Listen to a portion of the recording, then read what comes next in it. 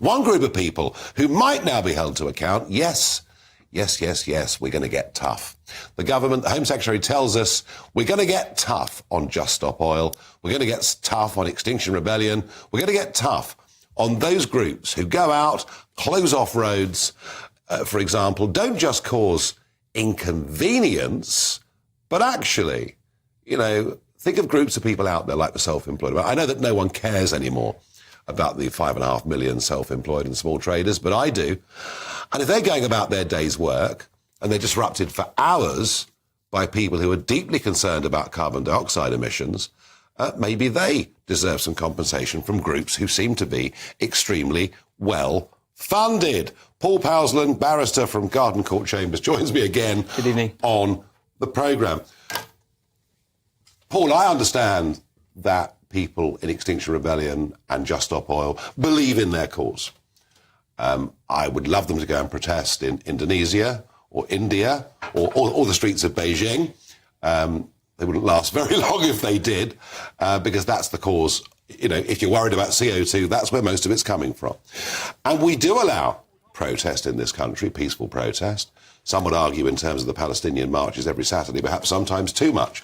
But some of these tactics are genuinely affecting the lives of innocent people, whether it's small traders, whether it's people on the M25 getting to a parent's funeral, or whatever it may be. There does come a point, doesn't there, where protest is unacceptable. Yes, and that would be violence, but the disruption that Just Stop Oil and other groups have caused pales into insignificance when seen against the disruption that climate change is already causing to this country and will cause in the decades to come. Well, that is a contested belief. That's scientifically true. It's a contested belief. We've always had climate change. We know that. But even if we believe that CO2 without which we can't live, although some seem to think it's a pollutant, the point is we are less than 1% of the world's CO2, and that number's going down. We have some of the highest historical per capita emissions, and the point is... No, we don't. Yes, come on. Yes, we do. We do. Paul, China has produced... Hang on. China has produced more CO2 in the last 10 years than we've produced since we started off as a country. And the point is that when I'm protesting, I can't go to the Chinese government because I'm not a citizen of China. I'm a citizen of Britain. Mm-hmm. This is my country. I'm proud to be British, and I think my government should stand up and do the right thing and protect our citizens from the clear danger that climate change do you know what? causes. If we all live in caves tomorrow, don't eat meat, don't travel to work, it'll make no difference. What? Zero difference. If all people around the world do that, it will make a difference. And they won't. Do you know why? Because the vast majority of the world's population earn less than $3 a day. They want the things that we've got. They want cars, they want fridges, they want deep freezers, they want all these things. They want to become richer, and we're not going to stop it. I think rather than a generalised debate about climate change, let's actually look at these proposals. I'm looking at motivations. This is what motivates you people, and I disagree with you. But your actions are unacceptable in a free society. People going in, damaging artworks. This is not acceptable behaviour. I think when compared to the clear harm that climate change poses, it is, because what is going to damage more art over the coming century? It's going to be climate change. Floods. Why? Because of floods. Oh, good Lord. Listen, you can believe in your apocalyptic vision if you want it's already happening, Nigel. Have you heard about that? Have you spoken to farmers in this country? You talk about no food, farmers, no food. What happened in the winter of 1836? It was a lot wetter than this year, and it truly was. But your behaviour is unacceptable, and the Home Secretary finally says he's going to get tough, and to begin with, it's going to be compensation. Your groups are heavily funded by some very well-known people. Are you worried that all your money will be taken to pay compensation to those whose lives you damage? Well, it's interesting. Lord Walney, who produced this report, he's a paid lobbyist for fossil fuel firms and arms companies, and that's why he's come up with these proposals. You mean he works for companies that provide jobs and make wealth? I don't know. However, you might be surprised that I actually think this proposal might actually be good for Just Stop Oil and other groups, because it will. At the moment, we've got this thing where it turns into a big news brouhaha around, isn't this awful? But actually, if people are forced to go through a legal process to get compensation from Just Stop Oil, they might actually sit and consider who is causing the disruption here. Is it these people standing up for their children and their grandchildren's future, or is it their government that is betraying them by not taking proper climate action? How do you think any of this helps your cause? All you do is alienate a huge number of people. None of it is helping your cause.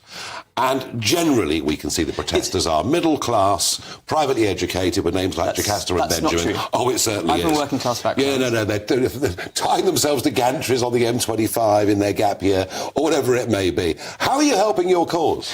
It can be seen that every single time climate protesters actually have a chance to be heard through our judicial system and have a chance for the evidence to actually be considered by ordinary people rather than it being put through a media lens. Ordinary people are actually sitting up and noticing maybe these people have a point, and that's why repeatedly climate activists are getting acquitted by juries.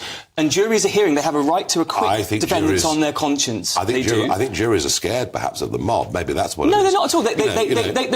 Juries have no risk of being attacked by a mob. That's ridiculous. They are acquitting people because they actually hear the evidence in court about climate change and realise that actually the far greater danger is not people bravely standing up to take action. The far greater danger is the inaction of our government. This is just nonsense. We have reduced carbon dioxide emissions by more than any other Western government. We've done it by deindustrialising. We've done it by putting people out of work. We've done it by making the country poorer.